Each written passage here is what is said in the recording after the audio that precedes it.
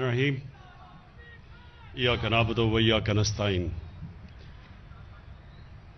जनाब Usman Buzdar, chief minister Punjab, और doctor Yasmin, health minister Punjab, आपको और आपकी सारी टीम को मैं आज खराज तहसीन पेश करता हूं।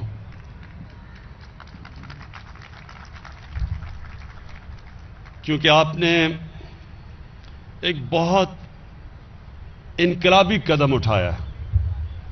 ये इतने बड़े फैसले हर कोई नहीं कर सकता और ना ही आज तक किसी पाकिस्तान की हुकूमत ने इतना बड़ा फैसला किया कि आपने ये फैसला किया कि हर पंजाब के खानदान को हेल्थ इंश्योरेंस मिलेगी। 10 लाख रुपए तक किसी भी अस्पताल में जाके अपना इलाज करवा सकते हैं।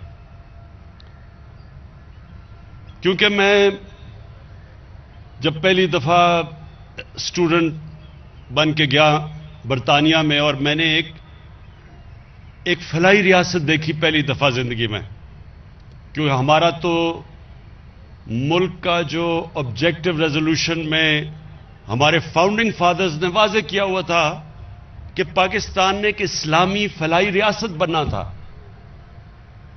तो हमें तो यह अंदाजा ही नहीं था कि फलाई रियासत क्या होती है।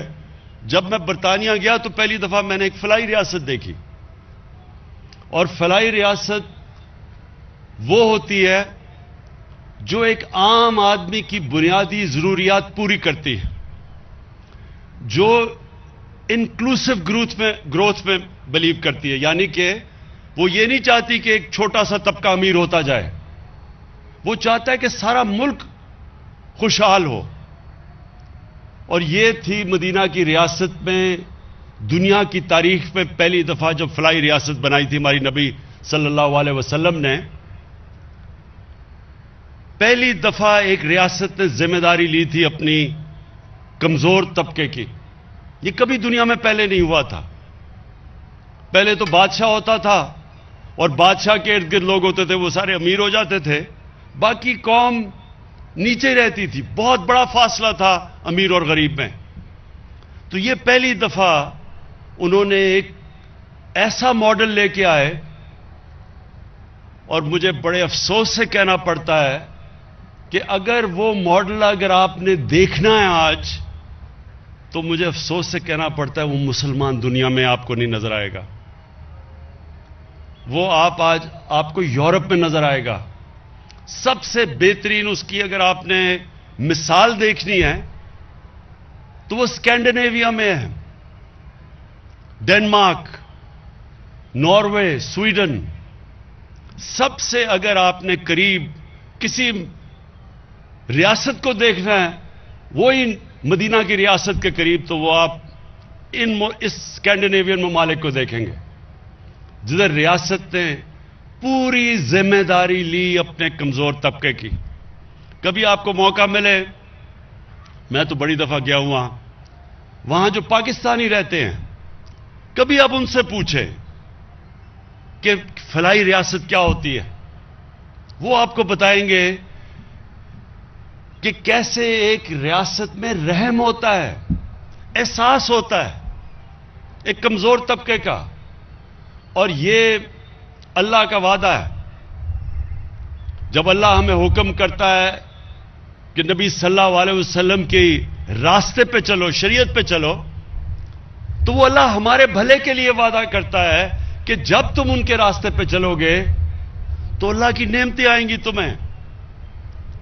नमाज में आप सिर्फ एक चीज मांगते हैं कि अल्लाह मुझे उनके रास्ते पे लगा जिनको तूने नेमतें बख्शी। वो किसका रास्ता था?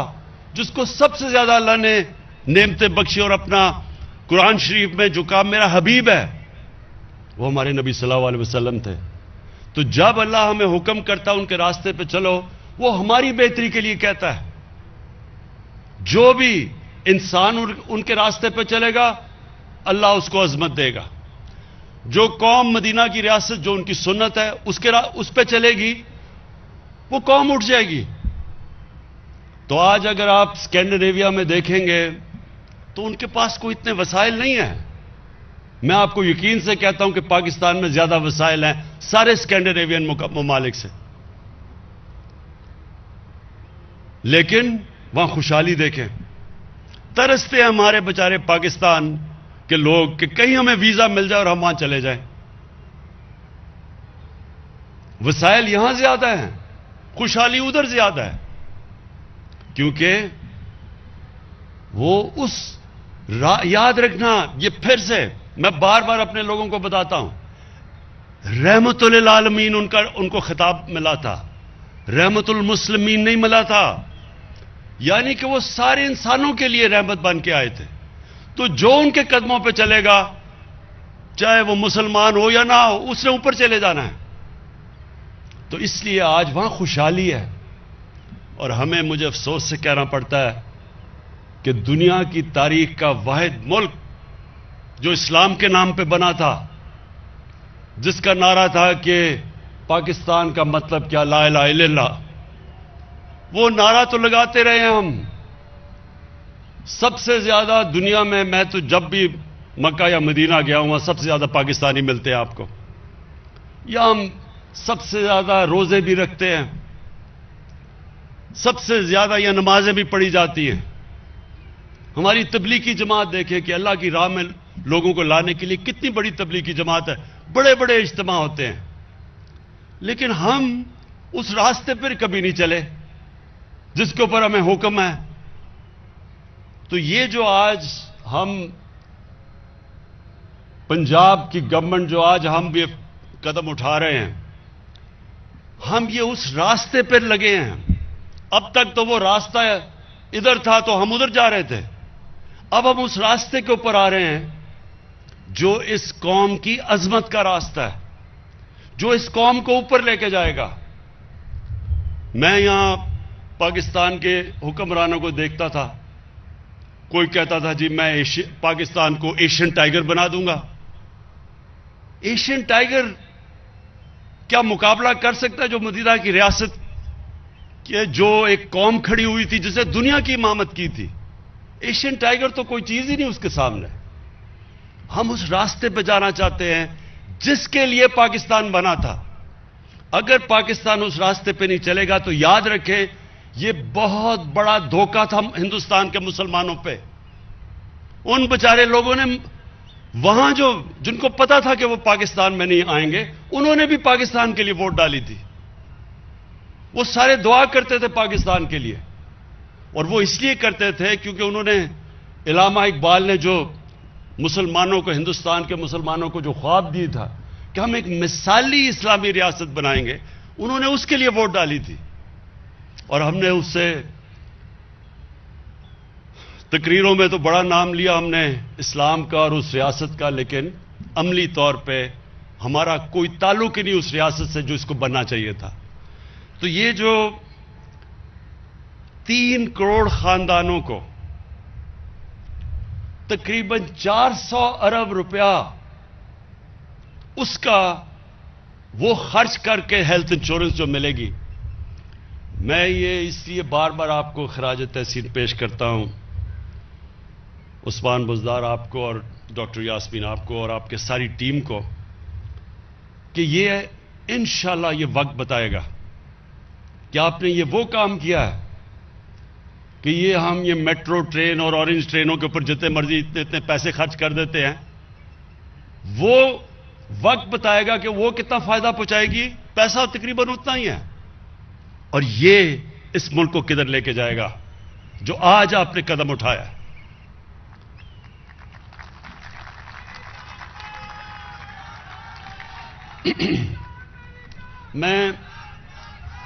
میں اپنی قوم سے آج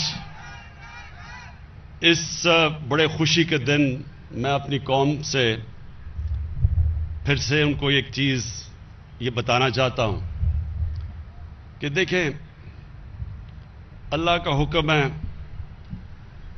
قرآن میں، کیونکہ ہم سارے مسلمان قرآن میں مانتے ہیں کہ رحمت للعالمین کے راستے پہ چلو. اور پھر سے میں یہ کہتا ہوں کہ وہ حکم اللہ نے ہماری بہتری کے لیے دیا ہے، ہم جب اس راستے پہ چلیں گے یہ ہماری بہتری ہے. کبھی اللہ ہمیں یہ نہیں کہتا کہ ان کی منزل پہ چلو، کیونکہ ہم ان کی منزل پہ تو نہیں پہنچ سکتے، لیکن ہمیں راستہ دیا ہے کہ وہ جو راستہ ہے اسی کے اندر انسان بڑا انسان بن جاتا ہے، اسی راستے پہ قوم اٹھ جاتی ہے. تو میں ایک تو ہیلتھ کارڈ اور پھر سے 400 ارب روپیہ کا یہ جو ہیلتھ انشورنس آپ نے 3 کروڑ خاندانوں کو آج مارچ تک پوری سب کو مل جائے گی. پہلے تو یہ اس ملک کی تاریخ کا سب سے بڑا قدم ہے فلاحی ریاست کی طرف. اور اس کے بعد جو ہمارا دوسرا ہے کہ ایک آدمی کی بنیادی ضروریات کیا ہے؟ سب سے بڑا برے وقت پہ گھر میں اگر کوئی بیمار ہو تو اس کے پاس یہ اس کو فکر نہ ہو کہ میرے گھر میں ماں باپ یا میرے بچوں کا علاج اس لیے نہیں ہو سکتا کہ ہمارے پاس پیسہ نہیں ہے. تو سب سے پہلے تو ہیلتھ، اور اس سے دوسری چیز کیا ہوگی کہ پاکستان میں ایک پورا ہیلتھ سٹرکچر بن جائے گا. ہیلتھ سٹرکچر کیوں بن جائے گا؟ کیونکہ ابھی تک حکومت کو پیسے خرچ کر کے ہاسپٹل بنانے پڑتے ہیں. ابھی عثمان نے آپ کو بتایا سی ایم نے کہ کتنے زیادہ انہوں نے پیسے خرچ کیے. کبھی پاکستان کی تاریخ میں کسی صوبے نے اتنے پیسے نہیں خرچ کیے ہاسپٹلز بنانے کے لیے. لیکن اب آپ کو ہاسپٹل، گورنمنٹ کو پیسہ نہیں لگانا پڑے گا ہاسپٹل بنانے کے لیے. اب لوگ خود آ کے پرائیویٹ سیکٹر ہاسپٹل بنائے گا.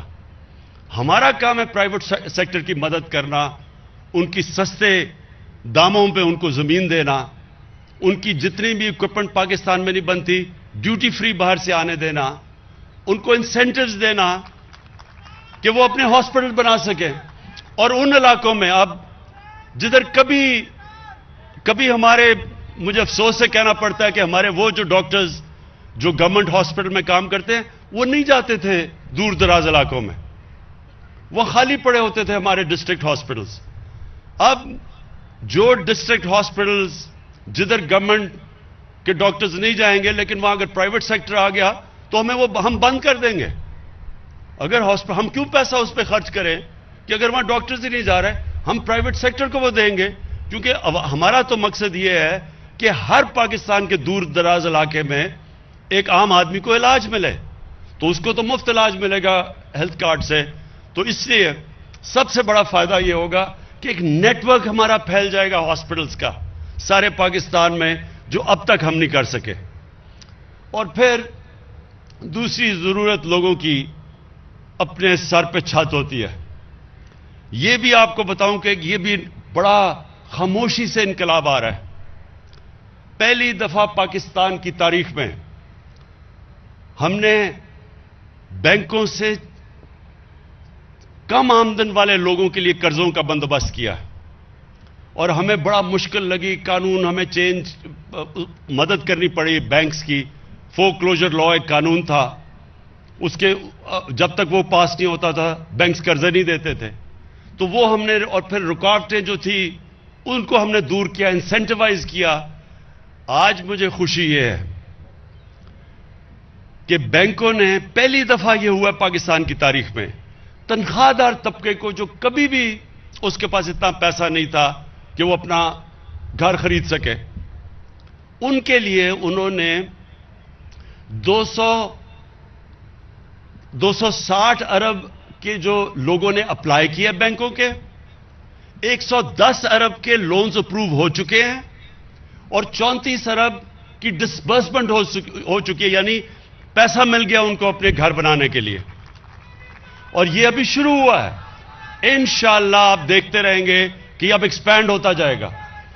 اس کے بعد ہم نے نچلے طبقے، کامیاب پاکستان میں 20 لاکھ نچلے طبقے کے جو خاندان ہیں، 20 لاکھ، ان کو ہم نے سود کے بغیر قرضے دیے ہیں اخوت کے ذریعے، کہ وہ اپنے سود کے بغیر 27 لاکھ تک قرضہ کہ وہ اپنا گھر بنا سکیں جو غریب طبقہ ہے. وہ بھی ہمارا ایک پروگرام شروع ہو چکا ہے. اور پھر ہم نے احساس کے نیچے جو احساس راشن ہے، اس میں ہم نے آدھی اپنی آبادی کو 54% پاکستان کے گھرانوں کو ہم راشن دے رہے ہیں کہ آٹا، گھی اور دالیں جو عام آدمی استعمال کرتا ہے، وہ جب بھی لینے جائیں 30% ان کو سبسڈی دی جائے گی ان 3 چیزوں کے اوپر، آٹا، دال اور گھی کے لیے۔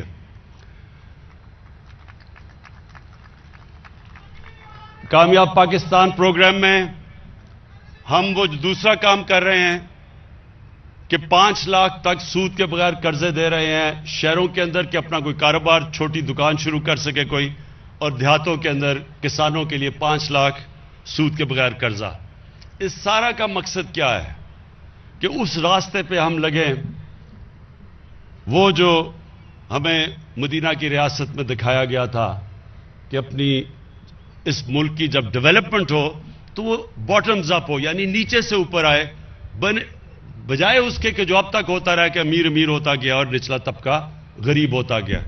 اور میں آج بڑا خوش ہوں کہ یہ جو پنجاب نے جس طرح دلیری سے یہ آج لانچ کیا ہے، اس میں ہمیں ضرور مشکلات آئیں گی کیونکہ پہلی دفعہ اتنا بڑا پروگرام ہو رہا ہے، لیکن ہم نے پورا تیاری کی ہوئی ہے، کمیٹی جو مسلسل دیکھتا رہے گا کس طرح کے پرابلمز آئیں، اور انشاءاللہ ہم سارے حل کرتے رہیں گے۔ اور پھر سے مارچ تک سارے پنجاب کے گھرانوں کو ہیلتھ کارڈ مل چکے گا، پختونخوا میں سارے گھرانوں کو ہیلتھ کارڈ مل چکا ہے، اب بلوچستان میں، آزاد کشمیر میں اور گلگت بلتستان میں جدھر ہمارے گورنمنٹس ہیں، سب کو ہم نے ہر خاندان کو ہیلتھ کارڈ پہنچانا ہے۔ شکریہ۔